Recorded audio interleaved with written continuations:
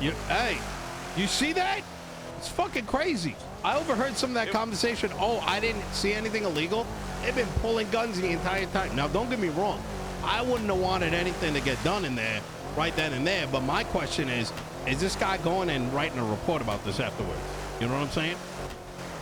Listen, I can't, I don't know to the level of which they conduct themselves. All I do is fall in line. You know, me, I would have taken notes on everything, and there's a chance, you know, if I was in charge, I think there's a chance I would have ran into that motherfucker. Well, you know what I mean? Yeah. Well, I mean, it's not just that. It's for me. It was, you know, you come down here in a wild fucking city, saying that you're gonna fucking swing your dick around, and this is what you do. This right here. You know what? You ever thought about becoming the marshal, or not the marshal, the fucking sheriff? I can't really say the thoughts crossed my mind. I don't know how exactly I would do in a position like that, if I'm being honest. Yeah. Well, here's, I'm just saying, you know, dereliction of duty is a very interesting, and interesting little charge, you know. It really is. Yeah, I saw that on the legislation, the impeachment legislation. That's right. And seems like there's a lot of dereliction of duty going on lately within the BCSO. Yeah. You should have seen. Oh man, if I told you what happened yesterday, you would have lost your mind. What happened? You happened to. All right, so me and Moss were working a case together, right? Me and the chief. And People stir. You know, we went up there. And this stays between me and you, all right? Yeah. We went up there to fucking like ask their opinion on shit, like, you know, talk to them about stuff, talk about the like events that occurred. Yeah. And but Crane and Sheriff Bones couldn't have been any more condescending or disinterested in anything. And yet it's like you say shit about them, they get upset about it. You try and work with them and treat them and get them to eat at the table. They got a problem with that too. There's nothing keeping them happy.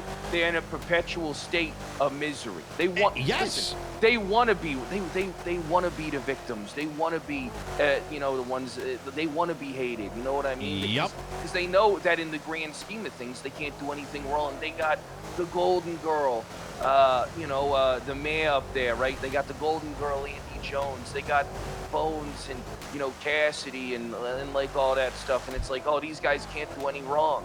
But they ain't doing anything right. That's exactly it. What you just described has been my experience with Andy and BCSO High Command, to the extent that I talked to Angel 2 days ago, right? And this fucking lowlife had the audacity to say shit like, why don't you do it like they're doing it? I'm like, motherfucker, you should have enough IQ to know that our legislation is significantly more complex than 4 lines that's effectively a guideline. We had to tell her, she had us alter our legislation because it might encroach on Blaine County. I tell her, this is Los Santos legislation. It inherently can't. And she's like, yeah, but people might read it that way. Like, there is no talking to some of these people because they've already made up their mind. So what is the point of a conversation? You can't have one. That's the thing. I learned that the other day. Yeah. You know, I brought up the very important fact that a decision that one of their sergeants made in the field got 2 people killed, one of them being a cop, and like 15 officers shot. And like 10 plus gang members shot. What? They didn't care. They didn't give a shit about nothing I was saying. Yeah, they always have excuses for the flummery. You know what I mean? Well, that's why what I started doing is I got a what do you call it? Like, you know, the person that goes in, like, I hired Bjorn to send them official documentation showing that we want them to get on board. So I'm starting to document every interaction with them so that it's public that we have been trying to work with them. Because they're on some like, oh, you're not trying to work with us bullshit, to the point that DOJ is starting to think the same. But the inherent nature is that we'll go send something out and they're just uninterested. but they're Yeah, that's going the around thing, I mean- fucking crying about us not wanting to work with them. Like, what the fuck Yeah, are we we went supposed up to there do? to talk to them about a cop that died. You know what Yeah. I mean? About the situation that occurred, right?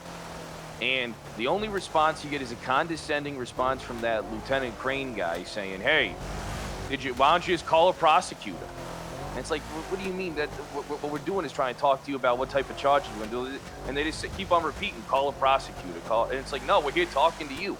We're here to get your opinion. We're here to give you a seat at the table. We're here to work with you. And they couldn't have been any less interested.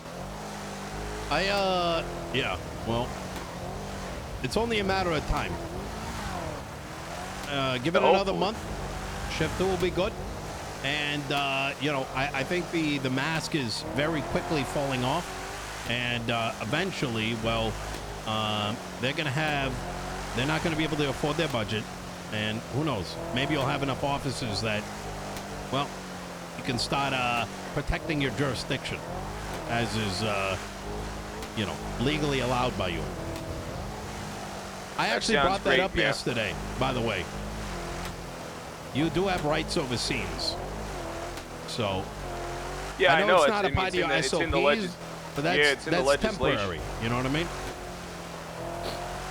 You know. Yeah, you know, it's I don't really see them on too many scenes down here when I'm normally working. Really?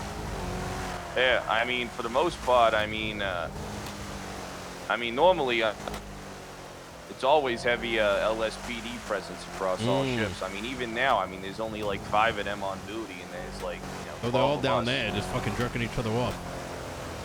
Yeah, I mean, you saw it yourself. All right. I had a tow truck come down there and start towing all those criminals illegally parked cars. Yeah, well, I think it may be worth looking in to see if they end up putting a report in. Like I said, I'll keep my eyes on it, but I'm not holding my breath. That wouldn't have been something I would have ever expected to get shut down. It's more a matter of, you know, duty to report isn't exactly something I'm held to. You would assume that high command has a higher standard for themselves. Yeah, I would have sent in some undercover cops just sitting there and take notes on everything they're seeing and hearing. Yeah, we just would have, you know, made a move. Not wrong. All right. Definitely not going to make a move when 30 people are gathered. No. You know, I'd wait until afterwards and pick them off like flies. Yep. All right. Anyways, Vic, you going to be around for a minute? I'm taking a little nap, but I'll be back later. Okay. Sounds good. All right. I'll talk to you later, man. Bye.